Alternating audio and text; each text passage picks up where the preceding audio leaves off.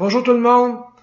En tant qu'analyste en intervention policière, par l'entremise du groupe TVA, j'ai décidé de vous faire de temps à autre des petites capsules pour pouvoir vous informer ou analyser certaines informations afin que vous y voyiez plus clair. Ce matin, lors d'une entrevue à Salut Bonjour Week-end, je disais que les policiers, de façon générale, tenteraient de convaincre plutôt de contraindre lorsque on tentait de vérifier certains de vos déplacements. Écoutez, soyez assurés que les policiers ne vont pas vous émettre de constat d'infraction juste pour le plaisir de le faire, parce que c'est pas le but visé. Par contre, si vous n'êtes pas dans les consignes du gouvernement, ou bien encore lors d'une intervention policière, vous leur contez un petit mensonge, il serait possible qu'on vous émette un constat d'infraction, et ça pourrait coûter entre 1000 et 6000 $. Le tout est fait par ce qu'on appelle un constat dans le cadre du Code de procédure pénale, et un juge aura décidé si vous avez commis une infraction ou non. Les policiers, présentement, vont s'affairer à s'assurer qu'il n'y a pas d'attroupement. Ils vont s'assurer que les commerces qui ne sont pas des services essentiels soient fermés. Et ils vont tenter de convaincre les gens, soit de fermer leur commerce, soit de se disperser et de respecter les consignes. N'oubliez pas que les gens qui reviennent de vacances, comme moi, je viens de revenir du Mexique, eh bien, je n'ai encore, pour ma part, pour 6 jours à être en quarantaine.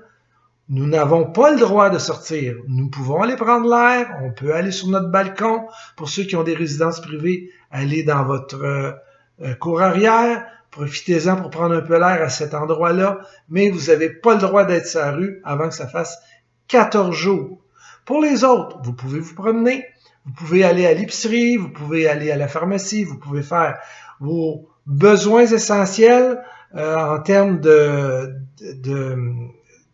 ce que vous avez besoin pour votre épicerie ou les pharmacies, des choses comme ça. Mais vous n'avez pas le droit d'aller visiter votre père, aller visiter votre frère, aller à un groupe de personnes pour aller discuter sur la rue. Vous allez vous faire avertir. C'est sûr, on vous achalera pas si vous êtes un petit groupe de 3, 4, vous êtes à une distance qui est sécuritaire, mais on va sans doute vous avertir. Et essayez de suivre les consignes. Vous savez, plus vite on va s'en sortir, plus vite ça sera facile. Dites-vous bien une chose, que plus il y a des gens qui vont être contaminés, plus les mesures vont être fortes. Et moi, je peux vous dire qu'en tant qu'ancien responsable de mesures d'urgence, si le gouvernement ne prend pas immédiatement toutes les mesures qui sont coercitives, c'est juste pour ne pas créer de chaos et pour s'assurer que les gens acceptent les nouvelles mesures au fur et à mesure. Souvenez-vous qu'à Montréal, à partir d'aujourd'hui, ça va être beaucoup plus sévère. Évitez d'aller à Montréal, évitez de sortir de Montréal si vous y habitez et essayez donc de suivre les consignes. Plus vite on va le faire, mieux ça va aller. On va prendre le dicton, ça va bien aller et c'est avec votre discipline, nous allons nous en sortir rapidement. Donc, je vous souhaite une bonne fin de journée et on se revoit très bientôt.